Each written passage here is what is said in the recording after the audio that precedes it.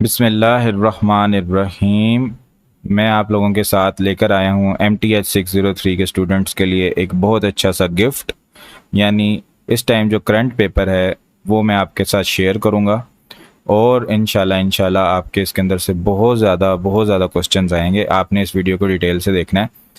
अब आप सोचेंगे कि MTH 603 की तो और भी वीडियोस पड़ी हुई हैं, हम उनको देख लेते हैं, तो इस वीडियो को क्यों देखें। तो इस वीडियो की खास बात यह है कि पेपर मैं आज देकर आया हूं, तो इसलिए जो अभी करंट सूरत हाल है मैं आपसे वो शेयर करूंगा। दूसरा ये कि मैं आपके साथ करेक्ट आंसर्स शेयर करूंगा, इनकरेक्ट आंसर्स आपके साथ शेयर नहीं करूंगा। मतलब जो अभी यूट्यूब पर बाकी वीडियोज़ हैं उनके अंदर इनकरेक्ट आंसर्स शेयर हो रहे हैं और मैं आपके साथ इंशाल्लाह करेक्ट 4x4 जीपीए के लिए आंसर शेयर करूंगा। तो आपने ये वीडियो लाजमी देखनी है एंड तक, और फिर पेपर देने के बाद आपने अपना रिव्यू भी शेयर करना है कि आपका फ़ायदा हुआ या नहीं हुआ। क्योंकि अभी मैंने अगले पेपर की तैयारी शुरू करनी थी, लेकिन उसकी तैयारी शुरू करने के बजाय मैं आप लोगों के लिए वीडियो रिकॉर्ड कर रहा हूँ। तो आप लोग लाजमी कमेंट बताया करें बाद में कि पेपर इसमें से आया है या नहीं आया है। Thank you so much. Start करते हैं without any delay. Okay, so first question is, in Simpson's 1/3 rule, we divide the internal interval of integration into dash number of sub intervals. तो हमारे पास जो Simpson's 1/3 rule होता है इसके अंदर हमें even number of sub intervals चाहिए होते हैं, तो इसका आंसर है even. नेक्स्ट क्वेश्चन हमारे पास है कि which of the following is a global error for Simpson's 3/8 rule while integrating fx is equal to cos x in interval of 0 pi of equally spaced subintervals with h is equal to pi by 6 and intermediate point x is equal to pi by 2। अच्छा, वैसे तो इस question का जो answer है वो zero है, लेकिन मैं फिर भी आपको इसकी थोड़ी रीज़न प्रोवाइड कर देता हूँ कि ये कैसे सॉल्व होगा। कि अगर आपको फॉर एग्जांपल ये क्वेश्चन आता है और वैल्यूज चेंज होती हैं फंक्शन की, तो हमारे पास जो 3/8 रूल है, 3/8 रूल के लिए हमारे पास जो फार्मूला होता है एरर कैलकुलेट करने के लिए वो होता है -xn -x0 divided by 80 into h raised to power 4 y fourth derivative. तो अब यहाँ पर बाकी तमाम वैल्यूज तो हमारे पास ठीक हैं जो भी हैं, लेकिन जो फंक्शन है वो cos x गिवन है। तो जब आप cos x फंक्शन में इसका फोर्थ डेरिवेटिव कैलकुलेट करेंगे तो वो भी cos x के इक्वल आएगा। ठीक है, पहले cos का डेरिवेटिव आएगा, फिर sin का, फिर मतलब एंड पर क्या होगा कि cos x इसका फोर्थ डेरिवेटिव आएगा। ठीक है, जो आप x की जगह π/2 रिप्लेस करेंगे तो ये जगह cos π/2 और cos π/2 हमारे पास जीरो के इक्वल आएगा। तो बाकी तमाम चीज़ें जब जीरो के साथ मल्टीप्लाई होंगी तो आंसर हमारा हो जाएगा ज़ीरो। नेक्स्ट क्वेश्चन है कि हमारे पास डेटा पॉइंट्स गिवन है और हमने बताना है कि डिफरेंस टेबल क्या होगा। तो अब इसके अंदर क्या है कि हम सबसे पहले देखते हैं कि हमारे पास जो पहला फर्स्ट डिफरेंस बनता है वो क्या बनता है। तो 1.5 में से हम 1.3 माइनस करते हैं। So basically let me open the calculator. 1.5 minus 1.3, तो ये 0.2 आया, और 8 माइनस 4 हमारे पास 4 के इक्वल होता है। तो हम 0.2 को 4 से डिवाइड करेंगे तो हमारे पास आ गया 0.05। तो अब हम देखेंगे 0.05 कहाँ पर है। तो 0.05 इसको आंसर में है और किसी में है और किसी में नहीं है, तो यही हमारा राइट आंसर होगा। अगर 0.05 किसी और आंसर में भी होता तो हम उसके अलावा दूसरी कैलकुलेशन देखते। ठीक है, तो अभी हमें को और ज़्यादा फर्दर कैलकुलेशन करने की ज़रूरत नहीं है क्योंकि 0.05 हमारे पास एक ही आंसर में, तो ये इसका राइट आंसर है। नेक्स्ट क्वेश्चन हमारे पास है, for the given divided difference table Newton divided difference interpolation formula. अब Newton divided difference interpolation formula जो है उसके अंदर सबसे पहले वाई नॉट आएगा। वाई नॉट है 2.2। तो हम देखते हैं कि कौन सा आंसर ऐसा आंसर है जिसमें पहले 2.2 है। तो इस आंसर में भी है, इसमें भी है, तो इसका मतलब हमें नेक्स्ट चीज़ भी देखनी पड़ेगी। नेक्स्ट जो है उसके अंदर आना चाहिए 0.4333। ठीक है, फर्स्ट डिफरेंस आना चाहिए। तो 0.4333 इस क्वेश्चन के अंदर है। अब यहाँ पर हमारे पास 0.433 नहीं है तो हम इसको एलिमिनेट कर देंगे, हमारा राइट आंसर ये बनता है। इस तरह से आपने क्विकली सॉल्व करना है, मतलब पूरे क्वेश्चन के आंसर सॉल्व करने के बजाय स्मार्ट वर्क से आपने क्वेश्चन को सॉल्व कर लेना है। In Simpson's 3/8 rule we divide the interval of integration into sub intervals where n is divisible by 3। जो 3/8 रूल होता है इसमें n 3 से डिविजिबल होना चाहिए। नेक्स्ट हमारे पास है कि हमारे पास जो डेल्टा होता है that is basically equal to e-1। तो ये इसका आंसर बनता है e-1, ये आपस में इनका रिलेशन होता है। ठीक है, उसके बाद नेक्स्ट हमारे पास जो है, given the following data x is 1 2 7 11 and y is 6 10 13 37 which formula is useful in finding the interpolating polynomial। तो सबसे पहले तो हम x के डिफरेंसेस देखते हैं कि इवन इक्वली स्पेस्ड है या नहीं। तो अगर हम देखें यहाँ पर ये इक्वली स्पेस्ड नहीं है। 7 और 11 में जो डिफरेंस है वो 4 का है, जबकि 1 और 2 में 1 का डिफरेंस है। तो यहाँ पर हमारे पास लैग्रांज इंटरपोलेशन पॉलिनोमियल या फार्मूला यूज़ होगा, न्यूटन वाले नहीं यूज़ हो सकते, वो इक्वली स्पेस्ड वैल्यूज़ के लिए होते हैं। नेक्स्ट है कि area under f x is equal to x interval 0 to subdivided into 2 equal subintervals of width 1, यानी हमारे पास h की वैल्यू यहाँ पर 1 है with right and points. Then which of the following will be the truncation error provided that definite integral is equal to 2 and approximate sum is equal to 3? यानी वो कह रहे हैं कि हमारे पास जो डेफिनेट इंटीग्रल है उसका आंसर हमारे पास 2 है, जबकि अभी जब हमने अप्रॉक्सीमेट सम किया तो वो 3 के इक्वल आया। तो हमने जस्ट क्या करना है, जो हमारे पास ओरिजिनल वैल्यू है उसमें से हमने हमारी अप्रॉक्सीमेटेड वैल्यू को माइनस करना है, तो हमारे पास एरर आ जाएगा। तो इसका जो एरर बनता है दैट इज बेसिकली -1। नेक्स्ट हमारे पास जो क्वेश्चन है, Simpson's 1/3 rule the global error is of, तो ये हमारे पास h⁴ के इक्वल होता है। नेक्स्ट हमारे पास है in Simpson's 3/8 rule represent the area between curve y is equal to fx interval a b above x axis by approximating the given curve by. तो 3/8 रूल के अंदर हम 4 पॉइंट्स लेते हैं, तो इसका आंसर है curve through the 4 points. Next जो हमारे पास क्वेश्चन है, Richardson extrapolation method is used to improve the rate of convergence of a sequence of approximation. तो इसका आंसर है सीक्वेंस, यानी हम क्या करते रहते हैं, अप्रोक्सीमेशंस करते रहते हैं एक सीक्वेंस में और फिर उसको इम्प्रूव करते रहते हैं उसके रेट ऑफ कन्वर्जेंस को। नेक्स्ट हमारे पास है Richardson extrapolation method is also known as, इसका फिर यही आंसर बनता है कि it is sequence extrapolation method. Next हमारे पास है कि हमारे पास जो ये सेंट्रल डिफरेंस ऑपरेटर होता है दैट इज़ इक्वल टू, इसका आंसर ये बनता है कि हमारे पास ये इसमें प्लस था मैंने देखा नहीं, इसका आंसर ये बनता है e⁻½ माइनस e⁻⁻²। ये इसका रिलेशन होता है शिफ्ट ऑपरेटर का with central difference operator. Next हमारे पास जो क्वेश्चन है, 0th order divided difference is defined as, तो जो हमारे पास 0 ऑर्डर का डिवाइडेड डिफरेंस होता है वो y ऑफ x0 के इक्वल होता है, यानी इसके अंदर हम सिर्फ एक पॉइंट लेते हैं और ये y0 के इक्वल ही होता है, इसको कहते हैं 0th order divided difference. Next है इन composite trapezoidal rule for integrating a tabular function, हमने एक टेबुलर फंक्शन को इंटीग्रेट करते हुए ट्रेपेजॉइडल फार्मूला यूज करना है। We can approximate with a polynomial whose dash order derivative vanishes.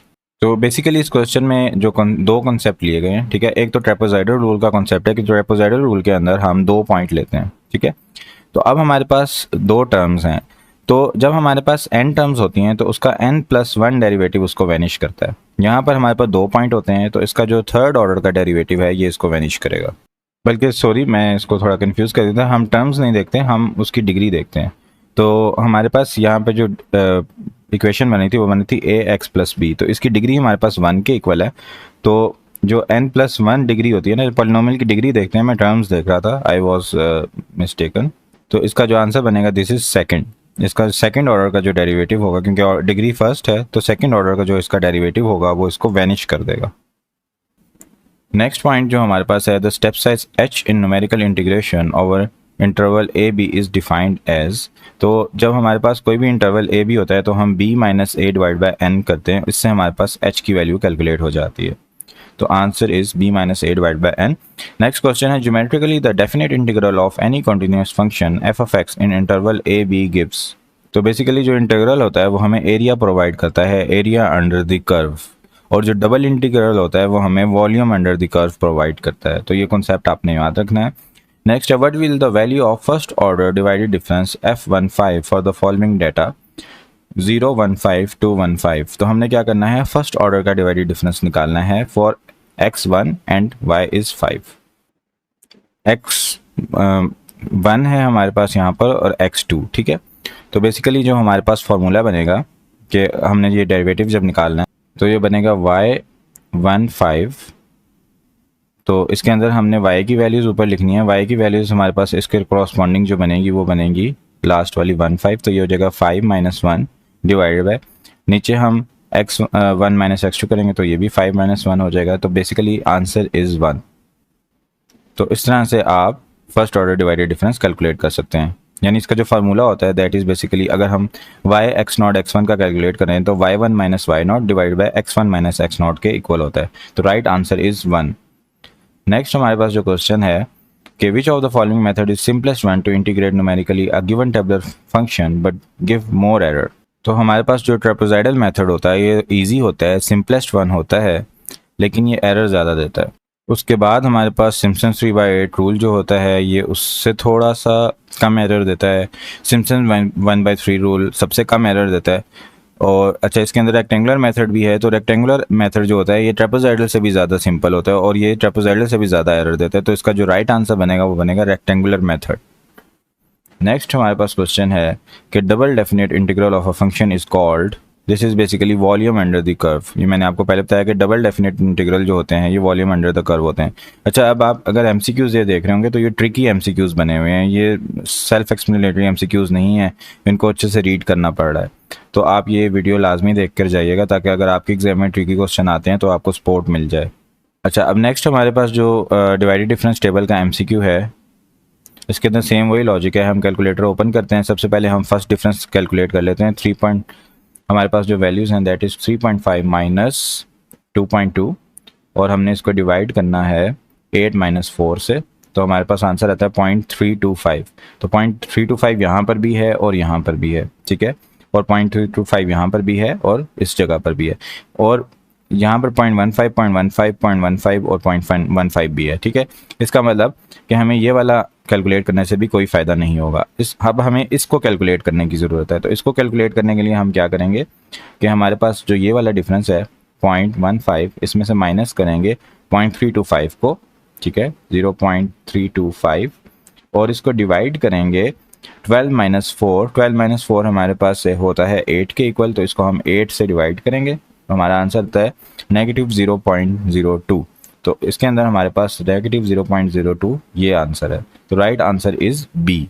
इस तरह से आपने क्वेश्चन को स्मार्टली सॉल्व करना है।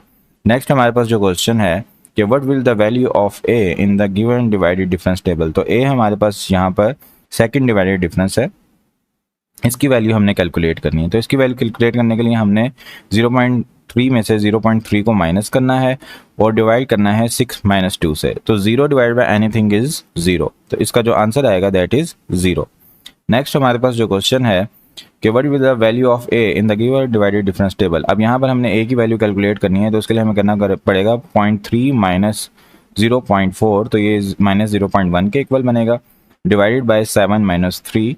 7 माइनस 3 हमारे पास 4 के इक्वल है। तो हमने क्या करना है -0.1 डिवाइडेड बाय 4, तो ये हमारे पास -0.025 इसका आंसर बनता है, -0.025।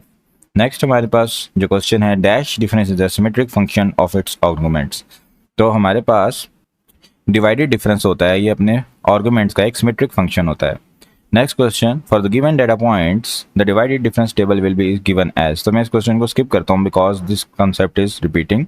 तो आपको मैंने बता दिया कि आपने कैसे कैलकुलेट करना है। At which of the following point the derivatives और slope functions x-2 and x+2 में डिफर।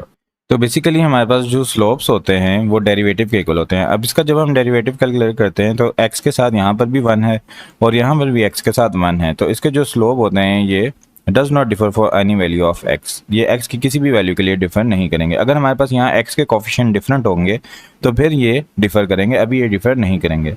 तो इसका राइट आंसर बनता है does not differ. Next question है the percentage error in numerical integration is defined as. तो हम क्या करते हैं कि हमारे पास original value minus calculated value divided by original value into 100 करते हैं। यहाँ पर ओरिजिनल वैल्यू की जगह थ्योरेटिकल वैल्यू गिवन है, तो theoretical value minus experiment value जो भी हमने कैलकुलेट की है divide by theoretical value multiply by 100। The right answer is D. Next हमारे पास क्वेश्चन है कि we prefer dash over Lagrange interpolating polynomial method for economy of computation. तो इकोनॉमी ऑफ कंप्यूटेशन में हमारे पास जो डिवाइडेड डिफरेंस होता है उसके अंदर कम स्टेप्स लगते हैं, तो हम इसको प्रेफर करते हैं। नेक्स्ट क्वेश्चन है which of the following reason lead towards the numerical integration method. तो हमारे पास जो एनालिटिकल एवेल्यूएशन होती है इंटीग्रल की, ये काफ़ी ज़्यादा कॉम्प्लिकेटेड होती है और इसको कभी कभी ये इम्पॉसिबल भी हो जाती है क्योंकि फंक्शन गिवन ही नहीं होता। दूसरा ये कि इंटीग्रेंड हमारे पास टेबुलर फॉर्म में गिवन होता है, तो all of the choices are true. इन तमाम वजह से हम उसके न्यूमेरिकल इंटीग्रेशन करते हैं, नॉर्मल तरीके से इंटीग्रेशन को स्किप करते हैं। नेक्स्ट हमारे पास क्वेश्चन है कि विच of the following is the Richardson experiment extrapolation limit f3h/8 provided that f2h/8 is equal to f2h/4 is equal to 1। तो बेसिकली हमारे पास जो फार्मूला होता है that is f of m into H by 2⁻m, यानी यहाँ पर हमारे पास अभी 2⁻, हमने 3 कैलकुलेट करना है, that is equal to f m minus one. यहाँ पे 4⁻m आता है, यहाँ पे आता है 4⁻m माइनस वन, और यहाँ पे हमारे पास होता है f m minus one h by 2⁻m minus f m minus one h divide by 2⁻m minus one. ये फार्मूला ये आपने याद रखना है, जो हमारे पास रिचर्डसन एक्सट्रापोलेशन में यूज़ होता है। तो अगर हम वैल्यूज पुट करें तो बेसिकली दिस इज 4⁻3, क्योंकि ये 2⁻3 था हमारे पास 8 के इक्वल, इनटू अब जो हमारे पास पहला ये फार्मूला है दैट इज इक्वल टू 1, तो यहाँ पर हमने 1 करना है, माइनस यहाँ पर हमारे पास सिंपल 1 आएगा for f2h/4 divided by 4⁻3 minus 1। तो अगर हम देखें ये भी 4⁻3 माइनस 1 है और ये भी 4⁻3 माइनस 1 है, तो आंसर इज इक्वल टू 1। तो right answer is D. Next question हमारे पास है, the idea of Richardson extrapolation is to combine two computed values of derivative of y using the same method but with dash different step sizes। तो हम क्या करते हैं, 2 different step sizes लेते हैं, पहले हम h लेते हैं, फिर हम h/2 लेते हैं, फिर उन दोनों के रिजल्ट को कंबाइन कर देते हैं। तो this is 2 different step sizes. Next हमारे पास जो क्वेश्चन है, the single definite integral of a function is called area under the curve, और डबल इंटीग्रल हमारे पास वॉल्यूम होता है। For given data points the divided difference table will B, ये मैंने कॉन्सेप्ट आपको सारा एक्सप्लेन कर दिया है। उसके बाद Simpson three by rule is based on fitting 4 points by a cubic. Next हमारे पास है डिवाइडेड डिफरेंस टेबल वाला कॉन्सेप्ट है। अगेन यहाँ पर हमने ए की वैल्यू कैलकुलेट करनी है, तो हम इस वैल्यू में से इस वैल्यू को माइनस करेंगे डिवाइड बाय 5 माइनस 1, तो हमारे पास आंसर, अच्छा सॉरी मैं इसको कैलकुलेट कर देता हूँ। This is basically negative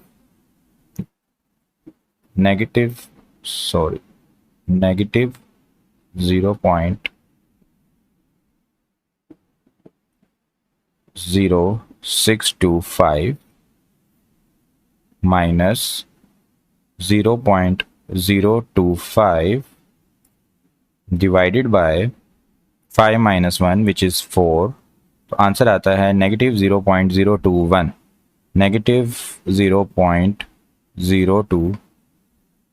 okay let me recalculate, हमारे पास आता है नेगेटिव 0.0625, ये हमारे पास ये वाली वैल्यू आ जाती है, इसमें से हम माइनस करेंगे 0.025 और उसको डिवाइड करेंगे हम 7 माइनस 1 यानी 6 से डिवाइड करेंगे इसको, तो आंसर इज नेगेटिव 0.014। ये हमारा आंसर ए इसका करेक्ट आंसर है। नेक्स्ट हमारे पास जो क्वेश्चन है, which of the following is the Richardson extrapolation provided that, ये सेम हमारे पास आंसर है, लेकिन यहाँ पे जस्ट हमारे पास h/8 की जगह h/4 आ गया, तो इसका भी आंसर हमारे पास 1 ही बनेगा, क्योंकि जो इसका फॉर्मूला बनेगा del will be equal to 4 square into 1 minus 1 divided by 4 square minus 1, तो ये हमारे पास दोनों कैंसिल होंगे और आंसर आ जाएगा 1। नेक्स्ट हमारे पास क्वेश्चन है, the first divided difference can be given as, तो हमारे पास अगर हमने फॉरवर्ड डिफरेंस ऑपरेटर के रिलेशन में लिखना हो तो हमारे पास जो फर्स्ट डिफरेंस होगा that is delta y not over h. उसके बाद नेक्स्ट हमारे पास y1 minus y not over x1 minus x not, इस फॉर्म में भी लिख सकते हैं, और बैकवर्ड डिफरेंस ऑपरेटर की फॉर्म में अगर लिखें तो इस तरह भी लिख सकते हैं कि nebula y1 divide by h। तो हमारे पास all of the given answers are correct for this first divided difference.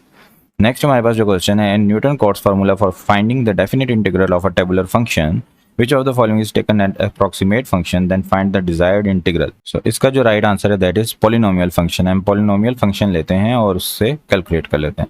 Next given the following data x138 and y249 f3 can be found by using, तो हमने देखना है कि जो value हमने कैलकुलेट करनी है ये कहाँ पर है, टेबल के स्टार्ट में है, सेंटर में है या एंड पर है, और उससे भी पहले हमने ये देखना है कि आपस में डिफरेंस कितना है। तो अगर हम 8 और 3 का डिफरेंस देखें दैट इज इक्वल टू 5, और अगर हम 3 का डिफरेंस और 1 के साथ देखें दैट इज इक्वल टू 2, तो हमारे पास इक्वली स्पेस वैल्यू नहीं है, तो इसलिए हम लैग्रांज इंटरपोलेशन फार्मूला यूज़ करेंगे।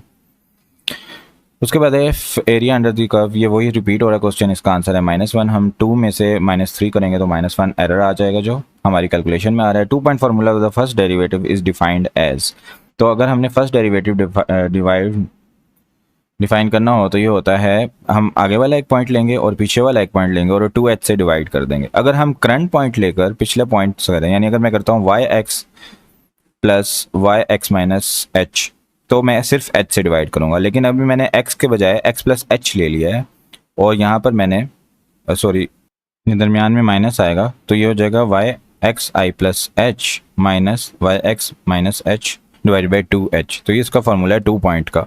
अगर मैं कह रहा हूँ कि यहाँ पर अगर हमारे पास हम x ले लेते हैं x बाई एच के बजाय, तो ये 2h से डिवाइड नहीं होगा, फिर ये h से डिवाइड होगा। तो इस लिहाज से आपने ऑप्शन ढूंढ लेना। नेक्स्ट हमारे पास जो क्वेश्चन है, the trapezoidal rule, we assume that f(x) is continuous and a(b) और हम n subintervals of equal length using dash point. तो ट्रेपेजॉइडल रूल के अंदर हम क्या करते हैं कि हम जितने सब इंटरवल्स लेते हैं उससे n+1 पॉइंट्स हमारे पास होते हैं। जैसे मैं आपको इसकी एग्जांपल देता हूँ कि मैंने अगर यहाँ पर 2 सब इंटरवल लिए हैं, ठीक है, इस तरह 2 सेगमेंट्स में ग्राफ को डिवाइड किया है, तो एक पॉइंट मेरे पास ये होगा जो कि x0 होगा, एक पॉइंट मेरे पास ये होगा जो कि x1 होगा, और एक मेरे पास पॉइंट ये होगा जो कि x2 होगा। तो जितने भी हमारे पास पॉइंट सेगमेंट्स होते हैं उससे +1 करके उतने पॉइंट्स लेते हैं। सो नेक्स्ट हमारे पास जो क्वेश्चन है, 3 point formula for the second derivative is defined as. तो सेकंड डेरिवेटिव के अंदर अब हमने अगर 3 पॉइंट फार्मूला देखना हो तो वो इसके इक्वल होता है कि हम क्या करते हैं, करंट पॉइंट को सेंटर में लिखते हैं मल्टीप्लाई बाय -2, जो आगे वाला पॉइंट होता है वो यहाँ पर आ जाता है और उससे पीछे वाला पॉइंट यहाँ आता है। अच्छा, आगे वाला पीछे वाला जहाँ पे भी लिखें से फ़र्क नहीं पड़ता क्योंकि इनके साथ पॉजिटिव का साइन है, ठीक है। जो सिर्फ आपने ये देखना है कि -2 के साथ करंट पॉइंट होगा और डिवाइडेड बाय h²। सिर्फ -2 वाली बात आपने याद रखनी है, बाकी आप इसको आगे पीछे रख देना, डजेंट मैटर, क्योंकि एडिशन है साथ में तो जो रिजल्ट होता है उस पर कोई इफेक्ट नहीं पड़ता। और डिवाइडेड बाय h²। तो right answer is A. Next हमारे पास है, in the given tabular function f(x) is approximated by polynomial x+1, then which of the polynomial will approximate the derivative of f(x)। तो इसका जो राइट आंसर बनता है that is 1। इसका right answer B बनता है। इसकी एक्सप्लेनेशन अगर आपको मैं दूं तो ये बेसिकली हमारे पास जो पॉलिनोमियल है x+1 है, तो जब हम इसका डेरिवेटिव लेंगे x की पावर पीछे आ जाएगी और x की पावर रिड्यूस हो जाएगी बाय 1, और यहाँ पे जो 1 है वो कैंसिल हो जाएगा, इसकी जगह 0 आ जाएगा। तो x⁻0 इज इक्वल टू 1, तो ये 1 multiply by 1 + 0 that is equal to 1। तो इसका जो आंसर बनता है दैट इज बी। नेक्स्ट हमारे पास जो क्वेश्चन है, which of the following is resistant extrapolation limit. ये क्वेश्चन रिपीट हो रहा है इसलिए मैं इसको स्किप कर रहा हूँ। जस्ट यहाँ पे h/8 कभी आ रहा है, कभी h/4 आ रहा है, कभी h/2 आ रहा है, तो इसका आंसर 1 ही बनेगा हमेशा। उसके बाद area of trapezoid is obtained by adding the area of dash and a triangle. So इसका राइट आंसर है रेक्टेंगल। रेक्टेंगल और ट्राइंगल का एरिया ऐड करते हैं तो हमारे पास ट्रेपेजॉइड का एरिया बन जाता है। नेक्स्ट क्वेश्चन के for a function f(x) is equal to x with a step size of h is equal to 0.01, which of the following gives the first derivative of at x is equal to 1 by using 2 point formula. तो इसका जो right answer बनता है that is 1 plus some truncation error. ये किस तरह से है कि हमारे पास जो फार्मूला होता है y derivative of x is equal to f of x plus h, यानी हम इसके आगे वाला एक पॉइंट लेते हैं उसका function minus f of x divided by h। तो हमारे पास जो फंक्शन है that is f(x) is equal to x, यानी जो भी बीच में वैल्यू होगी वही x आगे आ जाएगा, x एज इट इज, उसके ऊपर कुछ भी अप्लाई नहीं हो रहा, ठीक है। तो यहाँ पर हमारे पास जो h की वैल्यू है दैट इज 0.01, तो हमारे पास f(x) प्लस h जो होगा इसके अंदर 0.01 ऐड करेंगे तो ये हमारे पास बन जाएगा 1.01, और इसके अंदर से हम माइनस करेंगे 1 को और डिवाइड करेंगे 0.01 से, तो हमारे पास जो आंसर बनेगा वो बनेगा 1। नेक्स्ट हमारे पास जो क्वेश्चन है, differential operator in terms of forward difference is given by. तो फॉरवर्ड डिफरेंस में हमारे पास क्या होता है, एक तो हमारे पास अल्टरनेटिंग साइन होते हैं प्लस माइनस, ठीक है। तो ये एक आंसर सही लग रहा है, ये आंसर सही नहीं लग रहा क्योंकि इसके अंदर प्लस प्लस प्लस है तो ये तो नहीं होता, और ये इसके अंदर भी अब प्लस माइनस आ रहा है, ठीक है, और यहाँ पर भी प्लस प्लस है। तो अब हमने इन दोनों में से एक आंसर चूज़ करना है। अब हमने देखना है कि इन दोनों में से कौन सा आंसर ठीक है। तो बेसिकली हमारे पास जो फार्मूला होता है उसमें वे फैक्टोरियल्स नहीं आते यहाँ पर, तो this is the right answer C. तो इस तरह से आप अगर फॉर एग्जांपल आपको इसका सही आंसर नहीं भी पता तो आपके पास जब 2 आंसर बचे थे आप उनमें से तुक्का लगा सकते हैं। जब आप 4 के बजाय 2 आंसर में से तुक्का लगाएंगे तो आपकी प्रोबेबिलिटी ठीक होने की ज़्यादा हो जाएगी। In Richardson extrapolation method we usually use 2 different step sizes dash and dash, तो हम h और h/2 यूज़ करते हैं ताकि हमारे पास हायर ऑर्डर मेथड आ जाए। नेक्स्ट हमारे पास है, given the following data the value of first order divided difference y01 is. तो इसकी वैल्यू आपने कैलकुलेट कर लेनी है। जहाँ पर हमारे पास x01 है तो ये हो जाएगा 1 - 2 which is -1 divided by 1 - 0 which is 1, तो आंसर हमारे पास आ जाएगा -1। नेक्स्ट हमारे पास है composite trapezoidal rule for integrating f of x in 0, 10 which is subdivided in equally spaced intervals of it 2 then which of the following is the area of associated trapezoidal strip और सब interval 2-4। Area basically हमारे पास integral से ही निकलता है, तो हमने basically तो इसका राइट आंसर जो बनता है दैट इज सी। किस तरह से कि हम क्या करते हैं, हमारे पास जो ट्रेपेजॉइडल फार्मूला होता है h/2 into y naught plus y one. अब यहाँ पर हमारे पास y naught plus y one के लिए जो पॉइंट्स हैं वो हैं 2 और 4, ठीक है। तो ये हो जाएगा y2 प्लस y4 और h डिवाइडेड बाई 2। अब ये h भी हमारे पास 2 के इक्वल है, तो 2 डिवाइड बाई 2 1 के इक्वल हो जाएगा, तो यहाँ पर 1 आ जाएगा और बीच में आ जाएगा y2 प्लस y4, तो आंसर इज सी। नेक्स्ट हमारे पास जो क्वेश्चन है that is to improve the accuracy of the derivative of the function which of the following method is more helpful. जो राइट आंसर बनता है दैट इज एक्स्ट्रापोलेशन, क्योंकि accuracy जब हम इम्प्रूव करते हैं हम रिचर्डसन एक्स्ट्रापोलेशन मेथड यूज करते हैं, तो एक्स्ट्रापोलेशन में आता है। नेक्स्ट हमारे पास जो क्वेश्चन है कि डिवाइडेड डिफरेंस में हमने फार्मूला बनाना है, तो फार्मूला बनाने के लिए क्या होना चाहिए, पहले 2.2 होना चाहिए, फिर 0.325 होना चाहिए, तो ये 2.2 हो गया है, फिर 0.325 हो गया, और थर्ड में हमारे पास नेगेटिव 0.0219 होना चाहिए, तो नेगेटिव 0.0219। तो ये वाली ट्रिक तो हमारे पास यहाँ पर नहीं चल रही। अब नेक्स्ट हमने क्या करना है कि जब हमने फार्मूला में नेक्स्ट पॉइंट लेना है वो हमने लेना है x माइनस एक्स नॉट, तो हमारे पास x नॉट जो है वो बेसिकली 2 के इक्वल है, तो हमने लेना है x माइनस 2, तो x माइनस 2 इसके अंदर आ रहा है, ठीक है, लेकिन साथ में x माइनस 6 भी आ रहा है, तो ये राइट आंसर नहीं है, बल्कि ये हमारे पास राइट आंसर है जिसके अंदर सिर्फ हमारे पास x माइनस 2 आ रहा है। तो इस तरह से हम इसको करेक्ट कर सकते हैं। नेक्स्ट हमारे पास है at which of the following point the maximum value of second derivative in the interval 1-4 exist. तो इसके अंदर हमने क्या करना है, इस फंक्शन का सेकंड डेरिवेटिव कैलकुलेट करना है। जब हम इस फंक्शन का सेकंड डेरिवेटिव कैलकुलेट करेंगे that will be equal to -4/x³।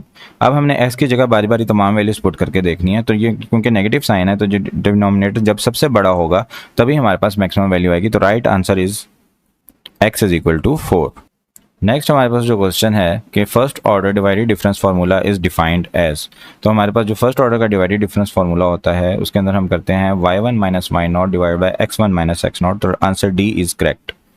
Next हमारे पास जो क्वेश्चन है to take the derivative of fx is equal to 2x in interval -3-3 which of the following partition of sub interval will be suitable. इसका right answer है C, any arbitrary partition will work. Next concept है हमारे पास कि हमने ये function given है, इसका बताना है कि डेरिवेटिव कहाँ पर 0 होगा फॉर ऑल x। तो बेसिकली हमारे पास की डिग्री 3 है, तो इसका जो फोर्थ डेरिवेटिव होगा ये हमारे पास इसको वैनिश कर देगा, यानी 0 होगा फॉर ऑल x। तो इस क्वेश्चन में वैल्यू ऑफ a कैलकुलेट करनी है, उसके लिए हम इस वैल्यू में से इसको माइनस करेंगे और 9 में से 3 को माइनस करेंगे, तो ऊपर ये आ जाएगा जो इसको माइनस किया था, और डिवाइड बाई करेंगे 9 माइनस 3, तो हमारे पास a का आंसर आ जाएगा।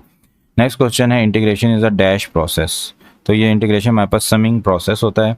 Next question geometrically Simpson find the area of dash strips at time under a curve of given function. तो इसका आंसर है 2 स्ट्रिप्स, यानी हम 2 स्ट्रिप्स लेते हैं, यानी 2 सेगमेंट लेते हैं, और लेकिन पॉइंट उसमें x0 x1 x2 3 बन जाते हैं। पॉइंट का जब पूछा जाएगा वो 3 होंगे, लेकिन जब स्ट्रिप्स या सेगमेंट्स का पूछा जाएगा तो वो 2 होंगे।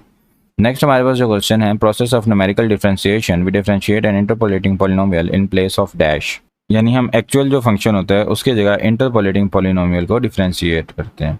नेक्स्ट हमारे पास जो क्वेश्चन है कि f of x is equal to this, compute the value of f 3.5 is an example of. तो यहाँ पर हमारे पास 2 डायमेंशन की इंटरपोलेशन होती है कि हम 2 डायमेंशंस में इंटरपोलेशन परफॉर्म कर रहे होते हैं, जहाँ पर हमारे पास x भी गिवन है और y भी गिवन है, जहाँ पर हमने फंक्शन की वैल्यू कैलकुलेट करनी है। नेक्स्ट हमारे पास जो क्वेश्चन है सिम्पसन्स रूल, हमारे पास एक function continuous a b divide a b into dash number of intervals of equal length. तो ये क्वेश्चन जो है ये थोड़ा फ्लॉड क्वेश्चन है। अगर यहाँ पर सिम्पसन्स 1/3 रूल होगा तो हम इवन नंबर में इसको डिवाइड करते हैं, और अगर हमारे पास यहाँ पर सिम्पसन्स 3/8 रूल होगा तो हम n/3 इंटरवल्स में यानी 3 के मल्टीपल में डिवाइड करते हैं। तो यहाँ पर थोड़ा क्वेश्चन जो है यहाँ पर 1/3 मेरे ख्याल से होगा, तो फिर इसका आंसर बनेगा इवन। नेक्स्ट हमारे पास है कि Simpson 3/8 rule the global arrow is of, तो ये हमारे पास OH⁴ के इक्वल होता है।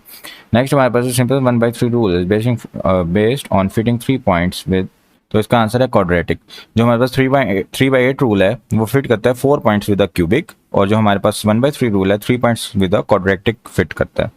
नेक्स्ट हमारे पास है कि विच of the following is the quotes number for the function x+1 in interval 0-1। तो इसका जो राइट आंसर है दैट इज 1/2। हमारे पास वैसे भी जो 2 पॉइंट्स होते हैं तो हम ट्रेपेजॉइडल रूल अप्लाई करते हैं। ट्रेपेजॉइडल रूल में हमारे पास जो वेट होता है वो 1/2 के इक्वल होता है, और उसके अलावा जब आप इसका फार्मूला अप्लाई करेंगे तो उससे भी आप इसको कैलकुलेट कर सकते हैं इंटरवल में। नेक्स्ट हमारे पास क्वेश्चन है कि Simpson's rule we can estimate the integral by dash areas under the parabolic arcs through 3 successive points। तो बेसिकली हम क्या कर रहे होते हैं, एरियाज को ऐड कर रहे होते हैं। ऐड करने से हमारे पास ये रूल बनते हैं। ऐड करते हुए बस क्या करते हैं कि जितने पॉइंट्स होते हैं उनको वेट्स दे देते हैं कि इस पॉइंट की कितनी वेटेड परसेंटेज होगी। नेक्स्ट हमारे पास है which of the following is the global error for trapezoidal rule while integrating dash equally spaced interval of width h and intermediate point x is equal to 1। तो हमारे पास जो इसका फॉर्मूला होता है वो होता है minus x not minus x n minus x not divided by 12 h raise to power 2 y double derivative. तो जब इसके अंदर आप तमाम वैल्यूज़ को पुट करेंगे तो हमारे पास आंसर बनेगा -1/3। नेक्स्ट हमारे पास क्वेश्चन है कि if f of x is equal to 2x then which of the following will be derivative of fx at x 0.2। तो हमारे पास जो फंक्शन है दैट इज 2x, जब इसका हम डेरिवेटिव ले लेंगे वो 2 के इक्वल आएगा। तो इसका जो राइट आंसर बनता है 2। x की कुछ भी वैल्यू हो तो हमारे पास जो डेरिवेटिव की वैल्यू है वो 2 ही रहेगी क्योंकि उसके अंदर कोई वेरिएबल इन्वॉल्व ही नहीं होगा। नेक्स्ट हमारे पास जो क्वेश्चन है p n f x of degree n then error is given by. तो हमारे पास जो एरर होता है ये हम जो ओरिजिनल फंक्शन होता है उसमें से जो हमने अप्रॉक्सीमेट किया था उसको माइनस कर देते हैं। नेक्स्ट हमारे पास है कि if of the following points maximum value of second derivative of f x equal to -2/x interval 1 4 exist. तो ये क्वेश्चन इसी तरह आपने सेकंड डेरिवेटिव इसका कैलकुलेट करना है। सेकंड डेरिवेटिव कैलकुलेट करेंगे तो हमारे पास नेगेटिव का ही साइन आएगा, तो मैक्सिमम वैल्यू ऑफ एक्स पर हमारे पास इसका मैक्सिमम डिनोमिनेटर होगा जो कि मिनिमम वैल्यू जनरेट करेगा। नेक्स्ट हमारे पास जो क्वेश्चन है Simpson rule is numerical method that approximate the value of a definite integral by using dash polynomials. तो ये क्वेश्चन भी फ्लॉड है। अगर यहाँ पे सिम्पसन 1/3 रूल होगा तो इसका आंसर बनता है क्वाड्रेटिक, और अगर सिम्पसन 3/8 रूल होगा तो इसका आंसर बनता है क्यूबिक। नेक्स्ट हमारे पास जो क्वेश्चन है कि फंक्शन गिवन है then it's dash derivative is 0 for all x. तो इस फंक्शन की डिग्री 3 है तो इसका फोर्थ डेरिवेटिव जो होगा ये 0 होगा फॉर ऑल एक्स। नेक्स्ट हमारे पास है कि ए की वैल्यू फाइंड आउट करनी है, कॉन्सेप्ट इज रिपीटिंग। और डेफिनेट इंटीग्रल में हमारे पास लीनियर अप्रोक्सीमेशन लेड टू। तो जब हमारे पास पीस वाइज लीनियर अप्रोक्सीमेशन करते हैं तो ये ट्रेपेजॉइडल मेथड जनरेट हो जाता है। नेक्स्ट हमारे पास क्वेश्चन है, इसमें हमने क्या करना है, न्यूटन डिवाइडेड डिफरेंस फार्मूला बनाना है। ये भी कॉन्सेप्ट रिपीट हो रहा है। नेक्स्ट है कि while employing trapezoidal and Simpson rule to evaluate the double integral numerically by using trapezoidal and Simpson rule with respect to dash variable at time. तो एक टाइम पर हम क्या करते हैं, सिंगल वेरिएबल को फिक्स कर लेते हैं और दूसरे को हम एवेल्युएट कर लेते हैं। तो इसका आंसर है सिंगल। नेक्स्ट हमारे पास है कि given data points the first order divided difference will B. तो फर्स्ट ऑर्डर डिवाइडेड डिफरेंस का कॉन्सेप्ट रिपीट है, मैंने आपको कैलकुलेट करना सिखाया है। डेटा गिवन है और इसमें से हमने फर्स्ट ऑर्डर डिवाइडेड डिफरेंस, फिर भी हमारे पास सेम वही कॉन्सेप्ट है।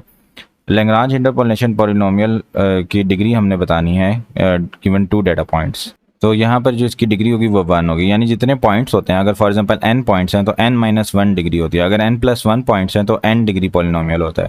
तो जितने भी हमारे पास पॉइंट्स होंगे उससे एक कम करके उसके पॉलिनोमियल डिग्री बनेगी। नेक्स्ट हमारे पास है कि फॉलोइंग डेटा गिवन है, polynomial of Lagrange interpolation could be. तो हमने पॉलिनोमियल बनाना है लैग्रांज इंटरपोलेशन का। तो वैसे तो ये काफ़ी लंबा क्वेश्चन हो जाता है, ठीक है, लॉन्ग क्वेश्चन बनता है, लेकिन हम इसको शॉर्ट ट्रिक से सॉल्व करने की कोशिश करेंगे। तो हमारे पास जो न्यूमरेटर होता है लैग्रांज पॉलिनोमियल में, उसके अंदर हम क्या करते हैं कि x minus x naught, x minus x one, x minus x two, x minus x three, x minus x four तमाम वैल्यूज़ लेते हैं। लेकिन अगर जब हम y नॉट ले रहे होते हैं तो हम x माइनस एक्स नॉट इसमें इंक्लूड नहीं करते। तो यानी जितने पॉइंट होते हैं बेसिकली हम उससे कम प्रोडक्ट्स ले रहे होते हैं। 1 2 3 4 प्रोडक्ट हम इसके अंदर ले रहे होंगे। तो पॉलिनोमियल की जो डिग्री बनेगी वो 4 बनेगी। तो इसका ये राइट आंसर होगा, ठीक है। यानी जितने पॉइंट हैं बेसिकली उससे एक डिग्री कम, इससे एक पॉइंट कम इसकी डिग्री बनती है। तो उसी डिग्री का हमने पॉलिनोमियल सिलेक्ट कर लिया।